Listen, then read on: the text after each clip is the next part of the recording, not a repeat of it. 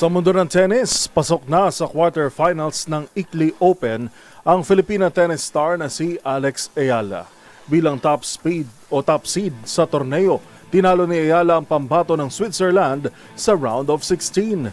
Ang naging laro sa report ni Matchpoint, Millie Borja. Patuloy ang matibay na kampanya ni Alex Ayala sa ICLEI Open sa England matapos ang mabilis na 6-1, 6-2 na panalo kontra kay Valentina Reiser ng Switzerland para umabante sa quarterfinals. Si Ayala na kasalukuyang ranked world number 77 ay agad na nakalamang sa unang set sa pamamagitan ng 78% na first serve accuracy at agresibong baseline attacks. Sa ikalawang set, nagkapalitan ng service break ang dalawa hanggang sa umabot sa 2-2. Sa fifth game, muntik nang makahold si Reiser ng serve sa 40-30 pero isang unforced error ang nagbigay ng bintana kay Ayala na agad namang tinambakan ito ng agresibong opensa para sa 3-2 lead. Muling diniktahan ni Ayala ang laro sa baseline, umabante ng 4-2 at tuloy-tuloy ang kontrol sa natitirang bahagi ng laban. Tinapos ni Ayala ang laban sa loob lamang ng mahigit isang oras at tuluyan ang nakaabante sa quarterfinals. Magpapatuloy si Ayala sa kanyang pagsasanay sa grass courts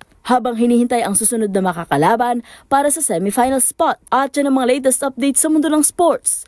Para sa MBC-TV Network News, ito si Millie Borja ng DZRH TV, una sa Pilipinas, una sa Pilipino.